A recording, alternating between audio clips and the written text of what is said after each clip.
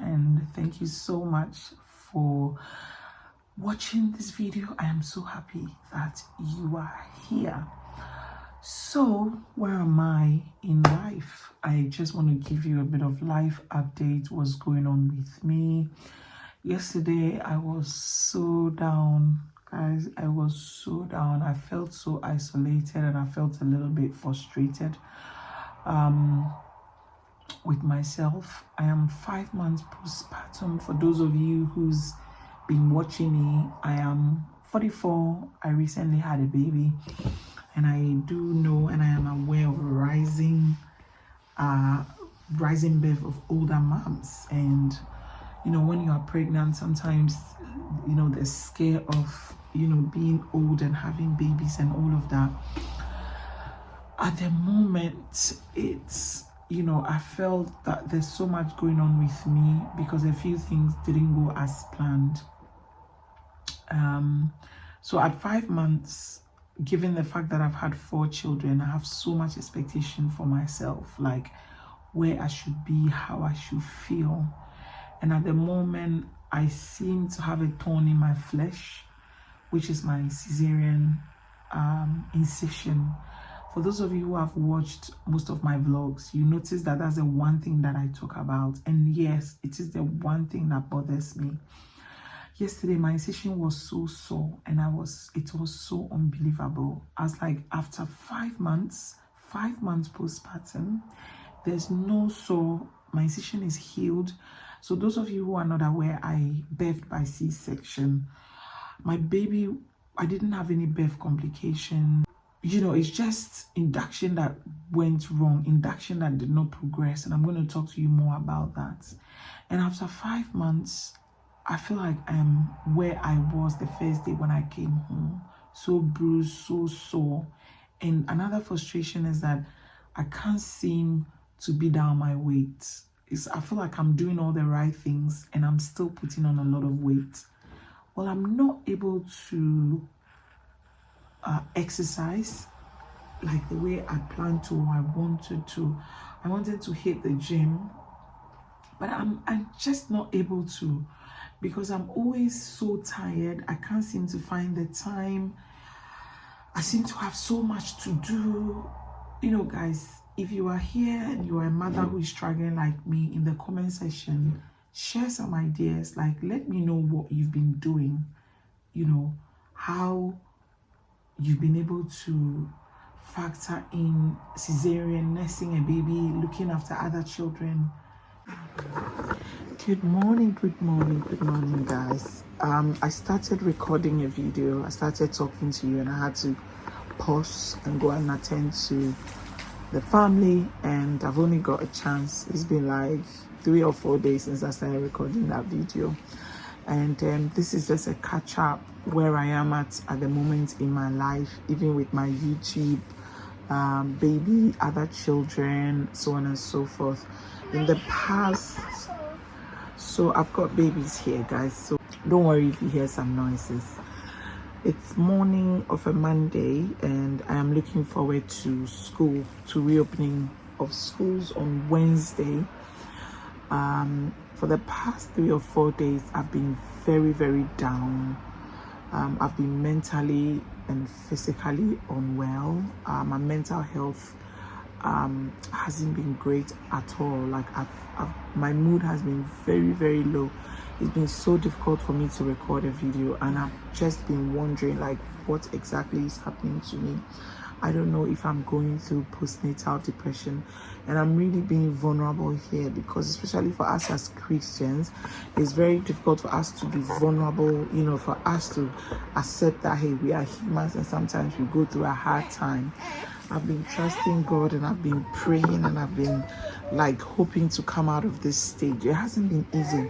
And for every mother that is battling a depression, that is battling low moods after having a baby, you're not alone. I think that these kinds of things is quite normal. But for me, I think I've not really experienced like I've experienced with this baby. And I'm wondering whether it's because of my C-section experience. Guys, to surprise you to know that I keep going in and out of video. So yeah, I feel like it's the C-section. Having this baby by C-section has impacted me a lot. I feel that is what is really getting me down, and it's not intentional. Like I've caught myself crying. I've just caught myself. I feel like I've really been invaded.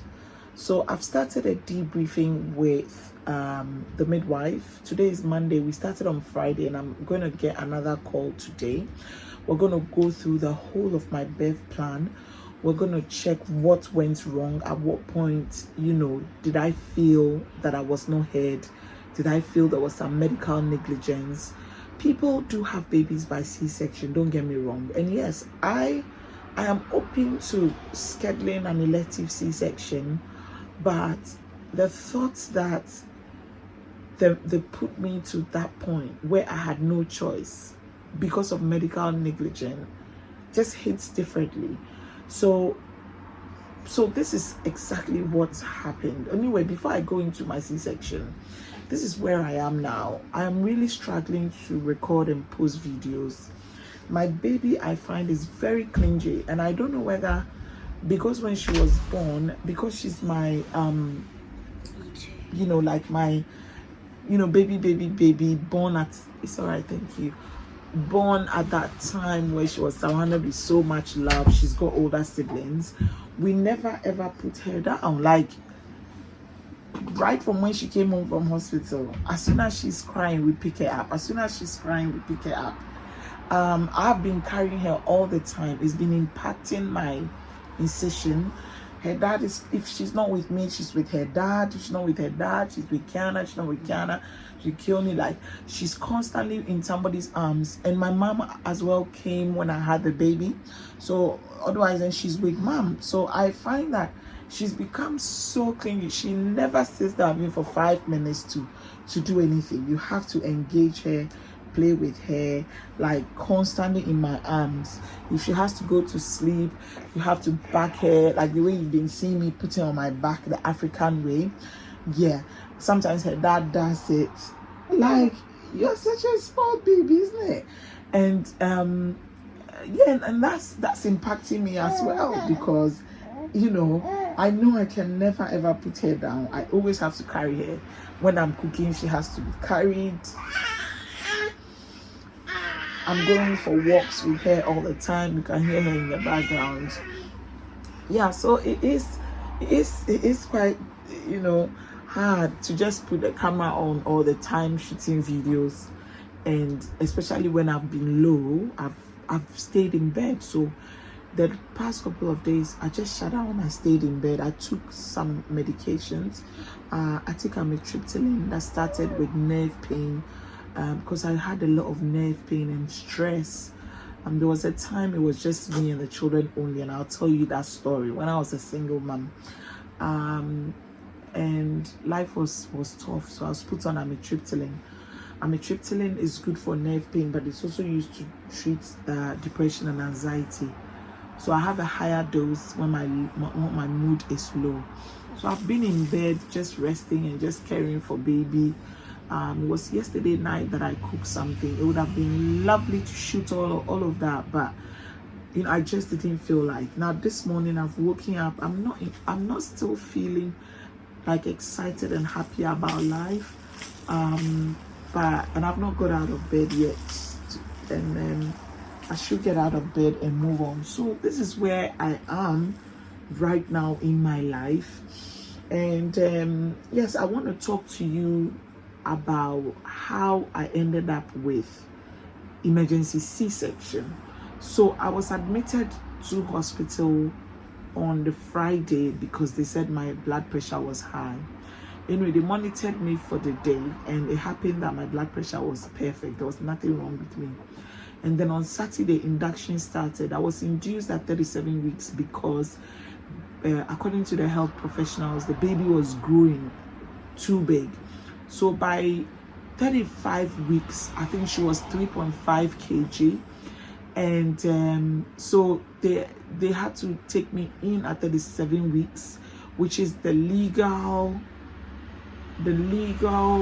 like weeks, number of weeks that a baby could pop out. Then they use the posting, if I'm saying it right, the posting, which is the medications. It's a tablet that they use for the induction. They put it somewhere under the cervix.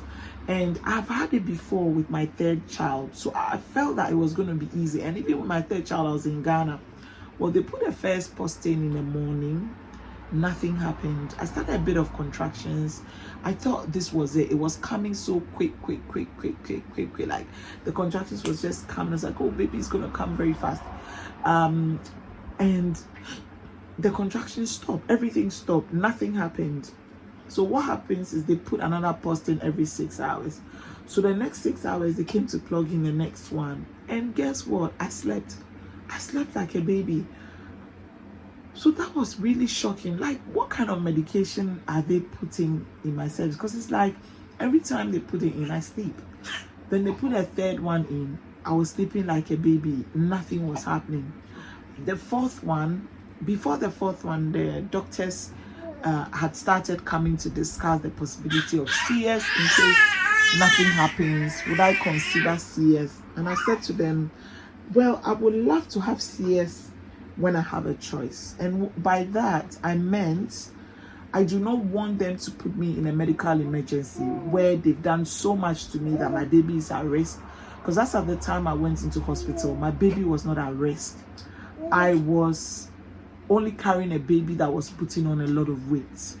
They said that I had a lot of water around the baby, which they didn't explain the risk of that to me, but it was more of baby was putting on weight. And because I had symphysis pubis dysfunction, which means that I couldn't walk, I walked a lot of pain. They also felt that I was having so much pain, and then it would be good to give me an intervention because baby was well developed. She was big by 35 weeks. She was big enough. So anyway, by my fourth posting, no labor has started. My cervix was not right. It was hard. It was hard like a woman who's never ever had a baby, guys. And that was shocking. Till date, I'm questioning the tablet. I'm questioning like 4 postings. Like, are they really using the right tablets? Like, is NHS cutting down on cost and using inferior stuff? Because when I had baby number 3, I was in Africa, I was in Ghana. The first tablet just kicked and it worked. So what is happening? And these days I'm beginning to feel like C-section is becoming a pandemic. Like, everyone that is having a baby, by the time you speak to them, they had C-section. Like, what is really happening, guys? Like, what is happening out there? Like, what is going on? Anyway, this, like I said again, there's nothing wrong with C-section, but whilst you don't want it, whilst your birth option is vaginal delivery, you should be given that chance. So anyway, by my 4th posting, nothing had happened. There was this Indian doctor that came to discuss my next steps with me, and then she said, if my cervix, before my 4th one, said if my cervix was soft enough, they were going to break my waters. Now, mind you, my waters was broken with my first baby, and I dread it. So put in the comment section, if your waters has been broken before, what was your experience? What do you think about it? Mine was horrible. Mine was horrific. I didn't like it at all. So I've never wanted waters broken moving forward. So I said to them that I don't want my waters to be broken. And I also have this understanding that the waters around the baby is what protects my baby. So once you break my waters, you put my baby at risk. If baby does not come within 24 hours, they have no choice but to perform an emergency C-section, which I do not want. So I said to them, well, I don't subscribe to the part where they're going to break my waters. So what are my other options? So I think my other options was to do nothing, was to schedule an elective C-section, or again, to break waters. These are the 3 options that I had. To be fair and to be honest, the Indian doctor, after the 4th induction process, said that, let's go to the labor because she's going to do some examination. That's what I remember. While she was doing the examination, some way, somehow, she just led all of us into accepting breaking of waters.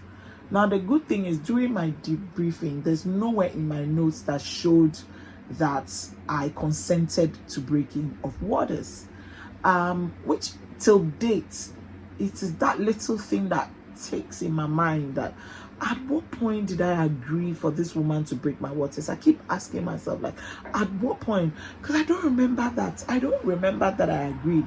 The reason I didn't agree was because my service was not right. My service was still really hard. And the midwife was a very good advocate. Kudos to her. She said, breaking of your waters will not necessarily put you into labor because your service is still very hard. And I said, yeah. So I don't know what happened. I just don't know what happened. They gave me gas and air for the medical examination. And then by the time I realized my waters was being broken. So anyway, after the waters was broken, I was given oxytocin. That's the drip that they put on you to sort of hasten the whole labor process. And that was put on me for another 8 hours throughout the night. And guys, I didn't contract. Labor didn't start.